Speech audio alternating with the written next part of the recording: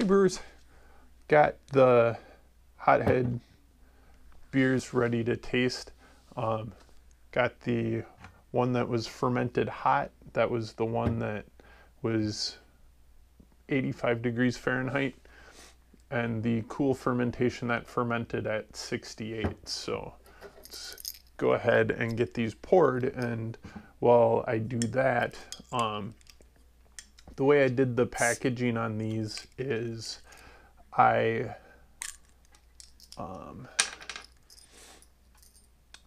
boiled some dry malt extract to use as priming sugar, and then put that in the bottom of the bottling bucket, and then transferred out 2.5 gallons of the beer into the bottling bucket, and then the rest of the beer I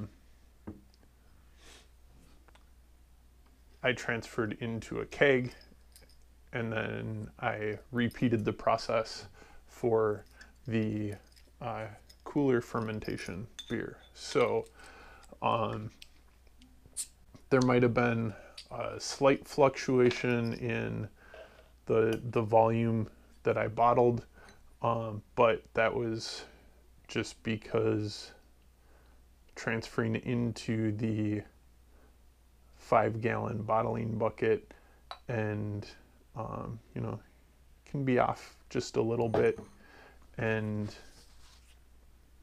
it's not really noticeable by eye. Now, these two beers are, looks like identical in color, which is good since they came out of the same batch. They're both a deep copper color, I would call that. The warmer fermentation, I'm getting like a really strong fruity sweetness on the aroma. Really strong esters that are kind of suggesting like really ripe fruit that's on the edge of being too ripe, but not crossing that line. There's a little bit of mango, maybe a little bit of pineapple in there, and the cold fermentation. I'm getting more. It's the same fruity sweet aroma, but it's not quite as strong. But like really tropical, maybe almost passion fruit. But the carbonation level looks pretty similar on them. The worm fermentation might be slightly more carbonated, but can't really tell.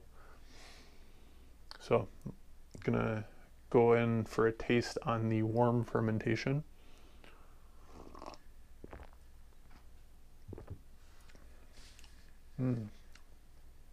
Wow, okay.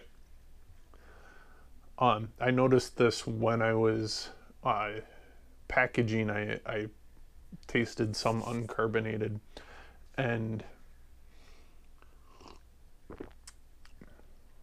wow, that's really surprising. Now, when I've had beers that ferment warm in the past, they always get really clovey and phenolic, and I'm very sensitive to that. I'm not getting any of that clovey or phenolic flavor off of this. It's just really strong tropical fruit flavors.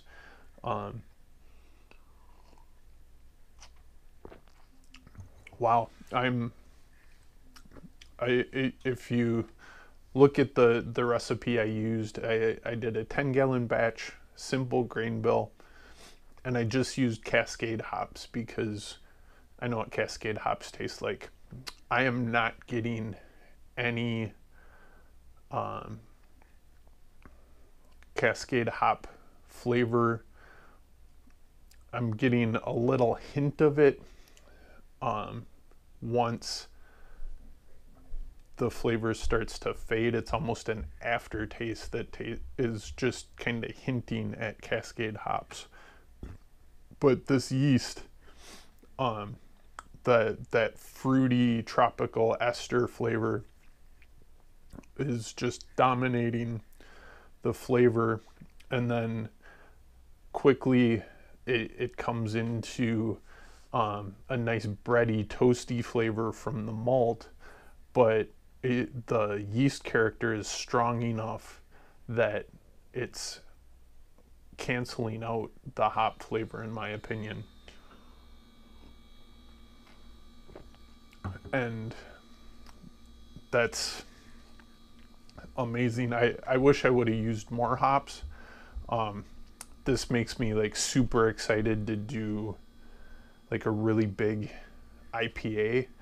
Like really firm bitterness, and then ferment it a little bit warm, and that will, I think the fruity esters that the yeast produce will actually contribute to the sense of sweetness in the beer without it getting cloying, and it just kind of rounds out the mouthfeel. So that's the warm fermented beer. Let's try the cooler ferment.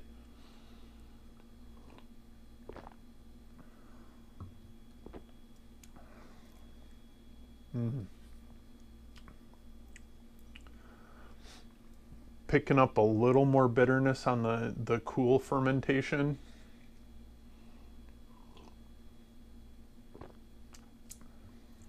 Really similar fruit flavors. Got that kind of mango tropical flavor going on still. A little bit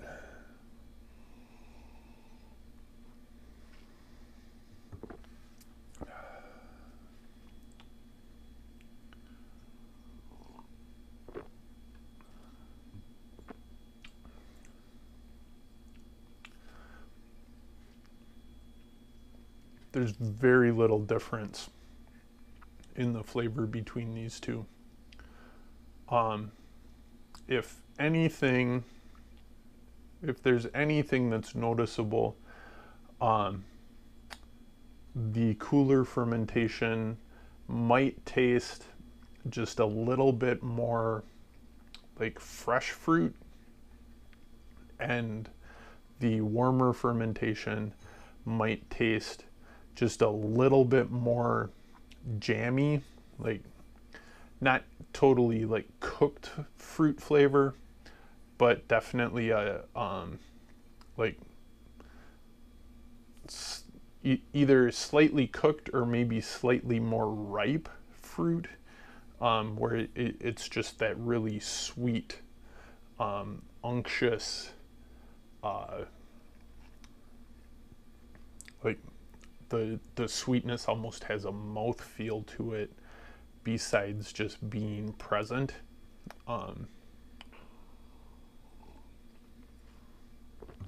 Wow, this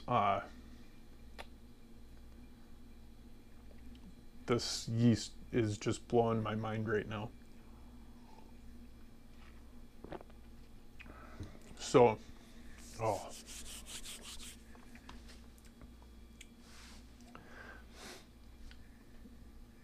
The recipe, I think, did a great job, really highlighted the yeast character.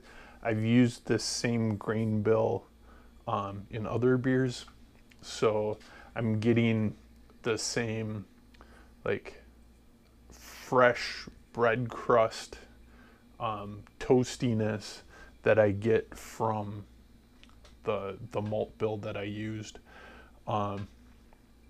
Very little hop character, which is what I wanted.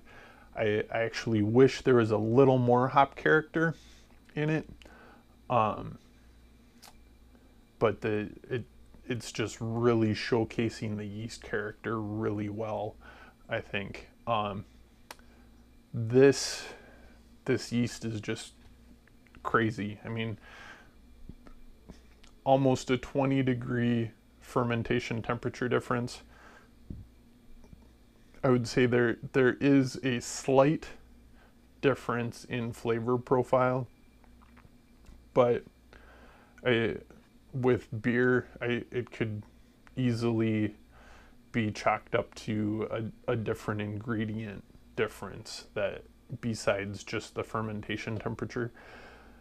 I'm gonna try doing another batch where I can ferment it like way up at the really high upper end, and see what that does to a beer.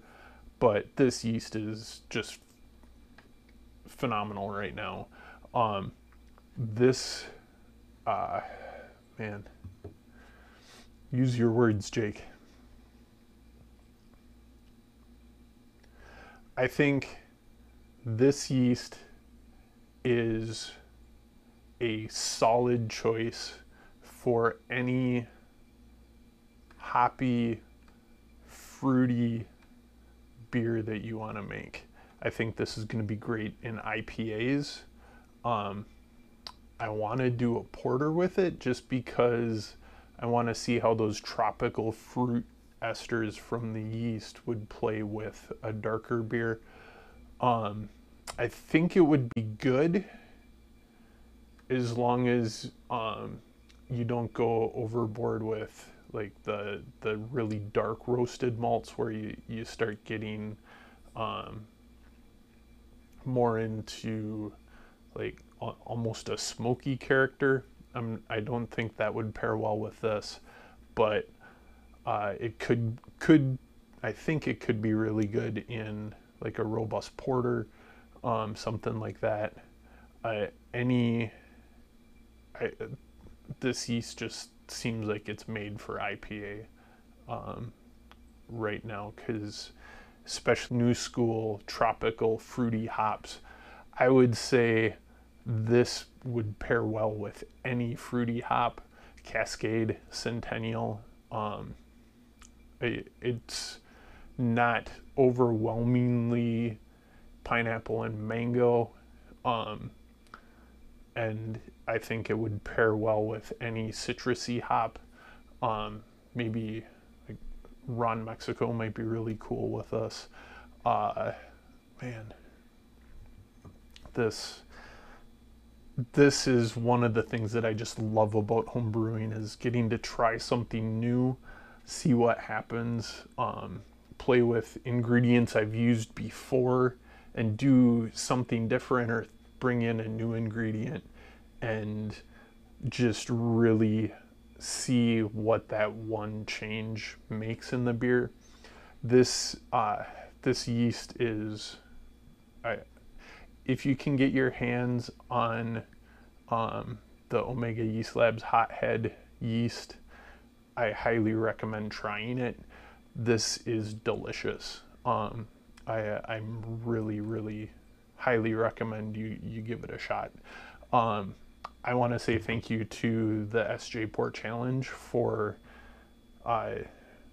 hooking me up with Omega Yeast Labs to do this experiment. I'd like to thank Omega Yeast Labs for sending me the 2 packets of yeast I used in the experiment, as well as the Omega Yeast Labs shirt and the playing cards and the bandana.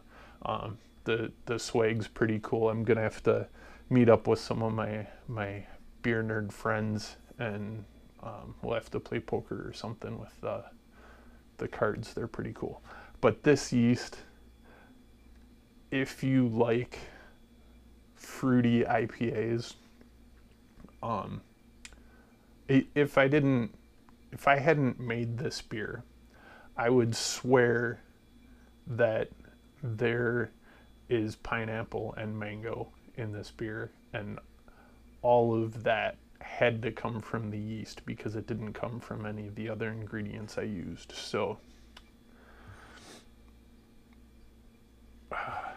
I'm just at a loss, but I never would have expected this character to come from the yeast, and especially, you know, cranking up the fermentation temperature and doing it warm. I expected at least a little bit of clove. I didn't get any of that. And this yeast, just give it a shot. So, man, brew up an adventure. Give this a shot. I think you'll like it. Cheers.